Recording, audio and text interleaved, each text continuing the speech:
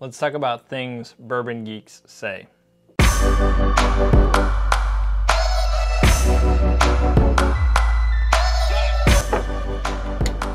I mean, you basically need a dictionary to cover all of our crap.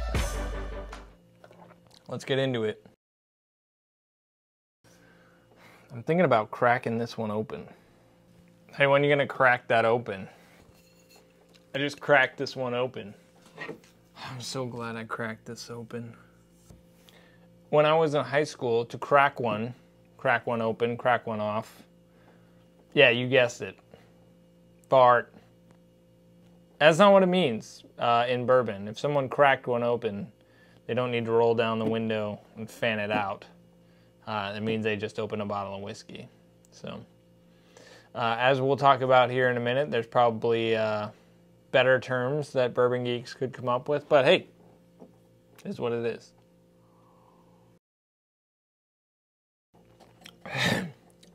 I'm getting tasting notes of bitter. Like raw wood. It's a little spicy.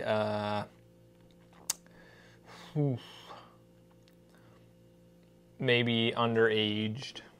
I think this would be good in cocktails.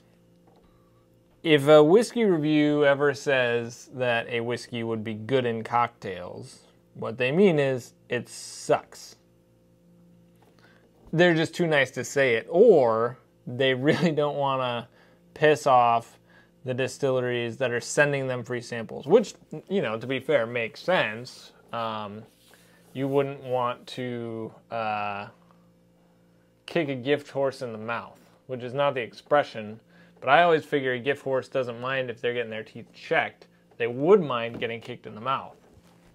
So if you're making money on YouTube and you're adding to your whiskey collection by having distilleries send you free whiskey, you don't want to make them mad by telling people that their product sucks. That said, if a whiskey is only good in cocktails, like, do you actually make cocktails?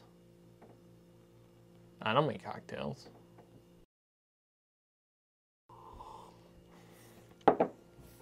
All right, that's the end of my review. You can support me on Patreon. That's patreon.com/please support my drinking habit. You'll see a lot of whiskey reviewers or podcasters or whatever ask for support on Patreon, which is fine. Again, you know, if you want to support the people who are creating content you like, that's pretty cool, actually, that such things exist today. So yeah, your favorite reviewer, YouTuber, podcaster, blogger, or whatever, you can support them if they have a Patreon account. That said, people who have a limited follower base, like maybe this channel, we don't really have any business asking for your support. This is supposed to be a hobby. I do find that people asking for Patreon support might be kind of like a veiled cry for help. I've clearly spent too much money. I'm in over my head. Please help me. Guys, dogs, I was just at the store and I bought this whiskey. Can somebody please tell me, did I do good? Yeah. So on Facebook groups, you'll see sometimes people new to the game will spend money, sometimes a lot of money on a whiskey, and then post it on the Facebook group saying, did I do okay? Please tell me, share something with me about this whiskey, which is fine to ask the boys, but it happens a lot, and Google works. You have Google on your phone, and you can find out, is the whiskey you bought A, good? You can find a review, or B, is it worth something on the secondary market, which is probably why most people are asking, did I do good whiskey? Is this worth something? Can I sell it for more than I paid for it? This is supposed to be very good. I could probably sell it for more than I paid for it, but I'm going to drink it. Just not right now. Stopped by my honey hole today, and I scored. You stopped by your what? Your honey hole. Like, we can't come up with a better term for a pretty good liquor store that has a decent selection and pretty okay prices. Like, that's the best we could come up with. Honey plus whole.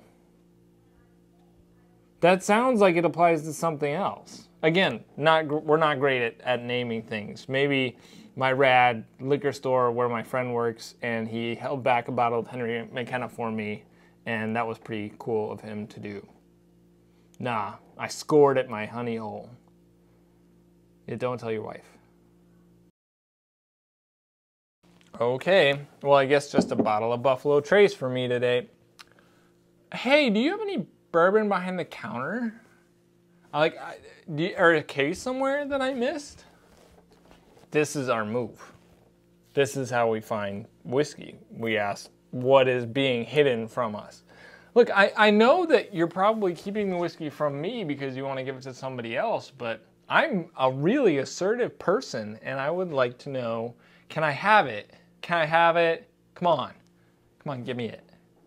It's totally fair to ask somebody if they're holding back whiskey. Sometimes people do that for bourbon geeks because they know the geeks are gonna ask what's behind the counter. So don't be shy. It feels a little douchey, but I don't think it's actually that douchey. But bourbon geeks say it. You know, this was way better when it was age stated. I mean, as soon as they dropped the Big Red 12 on there, the product went to crap.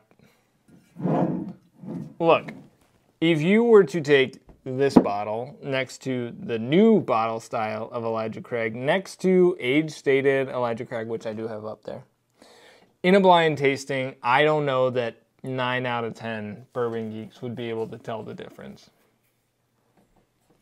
Like, age statements may help signal a certain flavor profile, but they do not guarantee it. Nor is age a guarantee of quality. Doesn't guarantee sweet and delicious flavor profile, doesn't guarantee overall quality. Now, to be fair, we love age statements. It helps signal this is something special. It sat there in a frickin' wooden barrel in Bardstown, Kentucky for 12 years. Just sat there waiting for me. And I'm gonna enjoy it now. So I like age statements personally. I wouldn't tie it to like the quality of the bourbon inside, but I do think it impacts the overall experience. There's a difference between saying, I got Elijah Craig small batch, or I got Elijah Craig 12 year. 12 years, holy smokes. Like, my kid is 5. It feels like I've had him forever. So bourbon geeks, we like the age statements. Okay, that's gonna do it for me today. If you like this video, It's part 1 of Things Bourbon Geeks Say. I'll probably do more parts because we say a lot of things. Support me on Patreon.